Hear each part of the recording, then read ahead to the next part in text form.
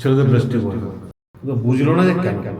এবার তুই বলবি স্যার ক্যান্সারকে নিজে নিজে ঠিক করা যায়? যদি আমাকে অনেস্টলি জিজ্ঞেস করিস আমি বলবো ইয়েস যায়। বাড়ি কোথায়? পূর্ব মেদিনীপুর তমলুক। কি সমস্যা? রাইট সাইড ব্রেস্ট এক্সট্রা মানে শক্ত ধরনের। কতদিন থেকে? বয়স কত? 35। হ্যাঁ 35। 35।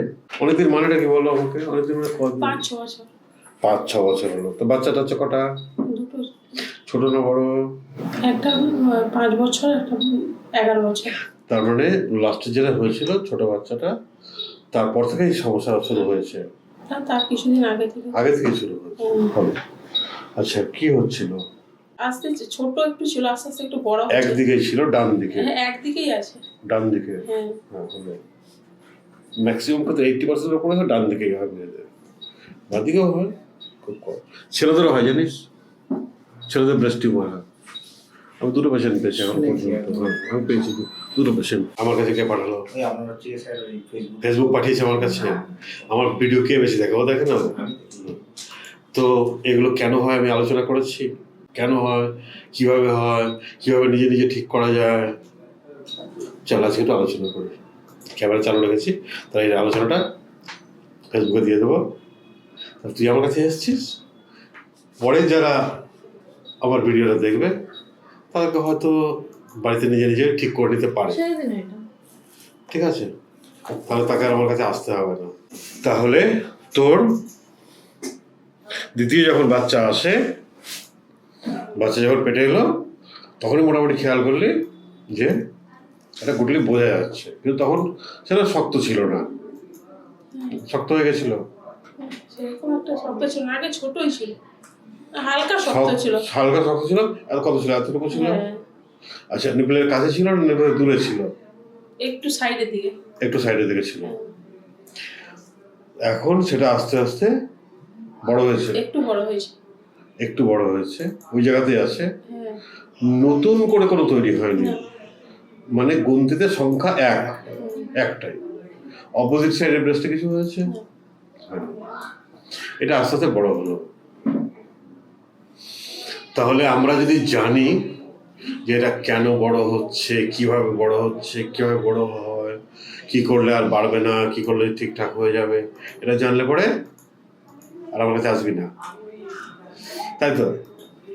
আর এটা হলে পরে মেয়েদের সবচেয়ে বড় দুশ্চিন্তা যেটা, সেটা হলো যে ভাবে যে তার ব্রেস্ট ক্যান্সার হয়ে যাবে, তাই তো? সেই ভয়টা আমার কাছে এসেছিস নাকি বেড়াতে এসেছিস? তাই না?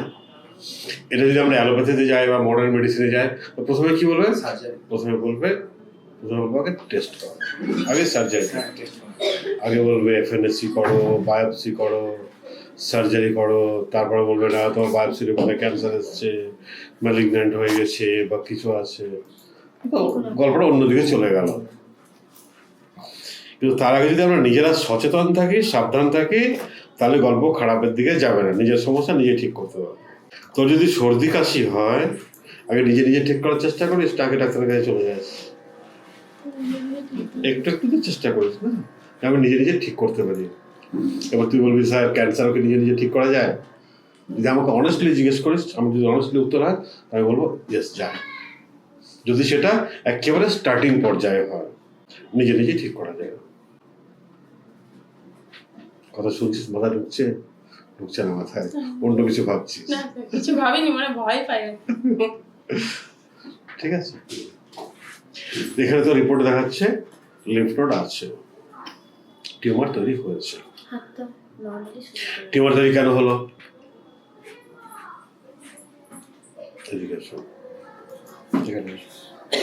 তুই বস, বক তো তোর সাথে বস, চেয়ারটার কাছে না, হাত দাও। মনে করতো ব্রেস্ট হয়নি, ওর এখানে হয়েছে টিউমার, ওখানে নয়, ধর ওইটাই তো এখানে ট্রান্সফার করে দিল, এখানে হয়েছে টিউমার। মানে কি? এটা মাংসপিণ্ড, তাই তো? এটা প্রথমে মাংসপিণ্ড হলো না, প্রথমে একটু হালকা নরম নরম, কিন্তু এক জায়গায় জমা হওয়া শুরু হলো, নরম কিছুই নেই কিন্তু এক জায়গায় জমা হওয়া শুরু হলো। এবার আস্তে আস্তে কি হলো, ওটা শক্ত হলো। যতক্ষণ নরম থাকে ততক্ষণ আমরা কোনো পাত্তা দেয় এটা, হ্যাঁ দেখতে পাচ্ছি একটু উঁচু হয়ে আছে, বাস ওইটুকুই। যখন একটু শক্ত হলো তখন একটু মনে সন্দেহ হলো, যখন শক্তটা ব্যথা শুরু করলো তখন সন্দেহটা আরো বাড়লো, যখন সেই শক্তটা পরিমাণে জায়গাতে আরো বড় হলো তখন আবার দুশ্চিন্তা হলো, তখন আবার যেতেই হবে ডাক্তারের কাছে। এই পজিশনে এলে তবেই মানুষ ডাক্তারের কাছে আসে, ছেলে হোক মেয়ে হোক যাই হোক যে হোক না কেন।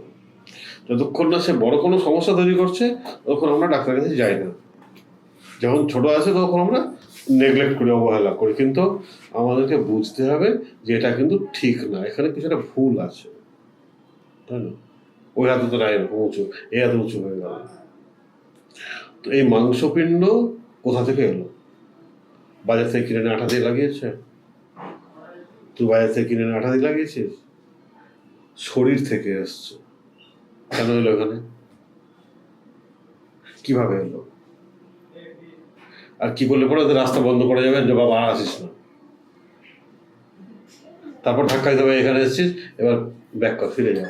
এটুকু শুধু বুঝে নিতে হবে, এখানে মাংস জমা হলো বা প্রোটিন জমা হলো, তাই তো? কোথেকে এলো? তুই তো বলে বাজার থেকে কিনে আঠা দিয়ে লাগায়নি, শরীর থেকে এলো। এখান দিয়ে ঢুকেছে, এখান দিয়ে ঢুকেছে। যতটা খরচা করার দরকার ছিল ততটা শরীর খরচা করেছে, আর যেটুকু খরচা দরকার ছিল না সাফিসিয়েন্ট হয়ে গেছে, তাও এক্সট্রা আছে। তুই আজকে হঠাৎ করে 10,000 টাকা পেলি, 10,000 টাকা আজকে খরচা করে দিবি? তুই কতটা খরচা করবি? তোর আজকে যতটুকু খরচা করার দরকার আছে ততটুকু খরচা করবি, বাকিটা কি করবি? জমা রাখবি, তাই তো? সে ঘরে রাখিস, ব্যাংকে রাখিস, পাড়ার লোকের কাছে দিয়ে রাখিস, জমা রাখবি। ঠিক সেরকম ও প্রোটিনের যতটা দরকার ছিল ততটা খরচা করলো, এক্সেস যে প্রোটিনটা সেটা জমা হলো। জমা হচ্ছে, তুই খেয়াল করছিস না, তুই পাত্তা দিচ্ছিস না। তুই প্রয়োজনে তো ডেলি 100 গ্রাম দরকার প্রোটিন, তুই 120 গ্রাম খাচ্ছিস। সেই 20 গ্রাম কোথায় যাবে? হয় শরীর থেকে বেরিয়ে যাবে বা জমা হবে। কিভাবে বেরিয়ে যায় না, শরীর নিজেকে ব্যালেন্স করার জন্য কি করে, সেই প্রোটিনটাকে অন্য ফর্মে, মিউকাস ফর্মে শরীর থেকে বের করে দেয়। কেমন? কফ কাশি হয়ে বেরিয়ে যেতে পারে, পায়খানার সাথে আমাশা হয়ে বেরিয়ে যেতে পারে, এগুলো বেরিয়ে যায়। যদি সেগুলো আমরা বন্ধ করে দিই, আমাশা হচ্ছে ওষুধ খেলাম, বন্ধ করে দিলাম, অ্যাকচুয়ালি শরীর নিজেকে ব্যালেন্স করতে চাইছিল। শরীর বলছে আমার ভেতরে প্রোটিনের পার্সেন্টেজ বা প্রোটিনের স্টোরেজ ওভার হয়ে গেছে, ওভারলোড হয়ে গেছে, তাহলে আমাকে কিছু কমাতে হবে, নাহলে শরীরটাকে ব্যালেন্সে রাখতে পারবো না। সেই জন্য আমি বের করে দেবো, আমাশা করে বের করুক বা কফ কাশি হয়ে বের করুক, মিউকাস পুরোটাই প্রোটিন। তো সেগুলোকে বের করতে হবে। আমি কফ কাশি হচ্ছে ওষুধ খেলাম, না বেরাবে না, এখান থেকে বন্ধ হলো, এবার পায়খানা দিয়ে আমাশা, না বেরাবে না, ওখানে ওষুধ খেয়ে বন্ধ করে দিলাম। এক্সেস প্রোটিনটা কী হবে? তাহলে শরীর খেয়ে গেল, এবার সে তো কোনো একটা জায়গায় জমা করে দেবে। এবার যে জমাটা হতে থাকলো, সে জমা হতে আস্তে আস্তে বাড়তে বাড়তে, আরে বাবা এত টিউমার হয়ে গেল। কিন্তু বুঝলো না যে কেন হলো। আসল গল্প ছিল এইখানটাতে। এই যে লোকটা এখন বেরোলো, ডেলি 7টা করে ডিম খায়, প্রয়োজনই নেই, অত ডিমের কোনো প্রয়োজন নেই। ডিমে কত % প্রোটিন আছে জানিস? ডিমের সাদা অংশটাতে 92% প্রোটিন আছে। ওই ডিম যে মুরগি থেকে এসছে, সেই পোলট্রি মুরগির মাংসতে প্রোটিন আছে 22%, মুসুরি ডালে আছে 24%, খাসির মাংসে আছে 27%, সোয়াবিনের প্রোটিন আছে 32%। ফলে তুই এক্সেস প্রোটিন খেয়েছিস। তুই প্রোটিন বেশি খা, কিন্তু তোকে পরিশ্রম বেশি করতে হবে। তাহলে কি হবে? যে প্রোটিনটা খেলো সেটা খরচা হয়ে গেলো, জমা হওয়ার সুযোগ পেল না। এবার তুই খরচা করলি না, কিন্তু তবু বেশি প্রোটিন খাচ্ছিস, তাহলে কি হবে? জমা হবে। এবার তুই প্রশ্ন করবি, স্যার তাহলে ব্রেস্টে কেন আমার জমা হলো? প্রোটিন যেখানে সেখানে জমা হতে পারে, ব্রেস্টে জমা হতে পারে, শরীরের ভেতরে জমা হতে পারে, যে কোনো জায়গায় শরীরে। ফ্যাট আর প্রোটিনের জমা হওয়ার ক্যারেক্টার আলাদা। ফ্যাট এ হাতে যতটা মোটা হবে ও হয়তো ততটাই মোটা হবে, ফ্যাট সমানভাবে চারিদিকে হবে, কিন্তু প্রোটিন তার এখানে একটা হলো, ওখানে একটা হলো, ওখানে একটা হলো, ওখানে একটা হলো। প্রোটিন এভাবে জমা হয়, যে কোনো জায়গায় জমা হতে পারে। তাহলে এবার এটাকে ঠিক করবি কি করে? এবার তার আগে তুই আমাকে হিসাব দে, তুই কি কি মানে এক্সট্রা প্রোটিন খাস, হাই প্রোটিন কি খাস, ডিম কটা করে খাস? আগে অনেক খেতাম, যে মানে একটা খেতাম, হয়তো সপ্তাহে 2-3টা খেতাম, এখন একদম বন্ধ করে আর দিয়েছি। আগে আগে হয়তো সপ্তাহে 2-3টা ডিম খেতাম, না, সপ্তাহে না, আর আচ্ছা। সপ্তাহে বেশি নয়। সোয়াবিন, সয়াবিনটা খাই, সোয়াবিন তো এমনি গোল গোল বাইরের জিনিস পাই ওইগুলো, এমনি তো বীজ কিনে খাওয়া হয়। বীজ কিনে খাওয়া হয়, এমনি সয়াবিন যেগুলো রান্না হয় হ্যাঁ, সপ্তাহে ওগুলো একদিন। খাই, ওগুলো খাওয়া হয়। মাছ মাংস, মাংস মানে সপ্তাহে ধরুন একদিন, মাছ মাছ মাছ 2 দিন। তো বাঙালি প্রতিদিন খেতে হবে। আচ্ছা, আগে প্রচুর ফলে? খেতাম, কিন্তু এখন খুব কমিয়ে দিয়েছি। ফলে তুই প্রয়োজনের চেয়ে বেশি প্রোটিন খেয়েছিস, বুঝতে পারলি? আমাকে বলার দরকার নেই, কিন্তু তুই খরচা করিস নি। ফলে কি হলো? জমা হওয়া শুরু হলো, তাই তো? আমাশা কভার হয়েছে, কভার ওষুধ দিয়ে বন্ধ করেছিস। কফ কাশি কভার ওষুধ দিয়ে বন্ধ করেছিস। কফ কাশি স্যার আমার মাঝে মাঝেই হয়ে যায়। মাঝে মাঝে হয় মানে কি? কফ কাশি হচ্ছে মানে মিউকাসটা বের করে পরিষ্কার করার চেষ্টা করছে শরীর। তাহলে তোর শরীর ব্যালেন্স করার চেষ্টা করছিল, কিন্তু তুই ব্যালেন্স করতে দিলি না। তাহলে কি হবে? এবার জমা হতে থাকবে। জমা হলে কি হবে? টিউমারগুলো আস্তে আস্তে বড় হবে, আস্তে আস্তে শক্ত হবে, দিয়ে বড় একটা সমস্যা তৈরি করবে। তুই ক্লিয়ার? আমার সমস্যাটা কেমন হয়েছে ব্রেস্টে? এবার নিজে নিজে ঠিক করতে পারবি? সেটা ঠিক করার জন্য কি করতে হবে এখন? কি করতে হবে? প্রোটিন খাওয়া বন্ধ করতে হবে একদম। প্রোটিন খাওয়া তো বন্ধ করতে পারিস না। তুই এটা গাছের পাতা ছিঁড়ে নিলে তার 2%, 3%, 4% প্রোটিন আসে। তো সবজি শাক ছিঁড়ে আনলে পরে সবজি শাকে তো 15-20% প্রোটিন আসে। আমরা মোরিঙ্গা বলি, বাংলা বলি সজনের শাক, তো প্রচুর পরিমাণ প্রোটিন আছে। তাহলে গাছের পাতা ছিঁড়ে আনলে তার প্রোটিন আছে। ফলে প্রোটিন তো বন্ধ করতে পারবি না। তোকে কি করতে হবে? লো প্রোটিনে আসতে হবে, যেগুলোতে প্রোটিন 10%-এরও কম আছে। কেন প্রোটিন খাওয়া বন্ধ করবি, কমাবি এখন? কারণ তোর শরীরে অলরেডি বেশি প্রোটিন জমা হয়ে আছে বাবা। তোর শরীরে এখন অলরেডি বেশি প্রোটিন জমা হয়ে আছে, তুই আগে সেগুলো খরচা করবি, ঠিক আছে? খরচা করলি, তারপরে হ্যাঁ, খরচা কি একদিনে খরচা হয়ে যাবে? হবে না। তো 10,000 টাকা ছিল, ওটা একদিনে খরচা হয়ে যাবে। ওটা সোনার দোকান গেলি 10,000 টাকা দিয়েও কিছু হবে না। যদি এতটা প্রোটিন জমা সেটা তো একদিনে খরচা করতে পারবে না, সময় দিতে হবে।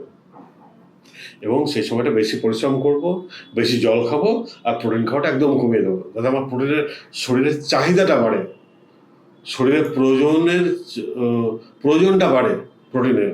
কিন্তু শরীর যখন বাইরে থেকে প্রোটিনটা পাবে না, তখন আমার ব্রেন জানে যে আমি কোথায় কোথায় জমা করে রেখেছি টাকা পয়সা, তাই তো? তখন সে কি করবে? সেখান থেকে নিয়ে সে খরচা করবে। তুই যদি কোনো ওষুধ না খাস, কোনো কিচ্ছু না করিস, শুধু এইটা মেনটেন করে চলিস, তুই 6 মাস পরে এসে বলবি, স্যার আমি আর ব্রেস্টের শক্তটা ওরা বুঝতে পারছি না। আর তুই তৈরি করেছিলি, তুই ঠিক করবি, কি বুঝলি? কিন্তু লোভটা কন্ট্রোল করতে হবে। এটা খাবো, সেটা খাবো না। এখন থেকে তুই হিসেব করে খাবি, কি খাবো, কেন খাবো, ঠিক? আমি ওষুধ দেবো? তাও দেন একটু। কিন্তু এই যারা ভিডিওটা করছি, ভিডিওটা যারা দেখবে, আশা করছি তারা নিজেরাই নিজের প্রবলেম ঠিক করে নিতে পারবে। বল, আর কিছু প্রশ্ন আছে? বল, আর কিছু নেই প্রশ্ন? দিয়ে দে, তোমার কিছু প্রশ্ন আছে? খাওয়া দাওয়াটা কি মানে কিরকম ভাবে করলে কম প্রোটিন? ডিম খাবি 10টা করে? এখন 3 মাস একদমই স্যার খাইনি, একদম আচ্ছা, ঠিক আছে। মাংস খাওয়া প্রায় ছেড়ে খুব দিয়েছি। ভালো। সোয়াবিন খাচ্ছিস? সয়াবিনটা খাই। তো মাংস তুই 27% প্রোটিন পাচ্ছিলি, সোয়াবিন তো 32% খাচ্ছিস তুই।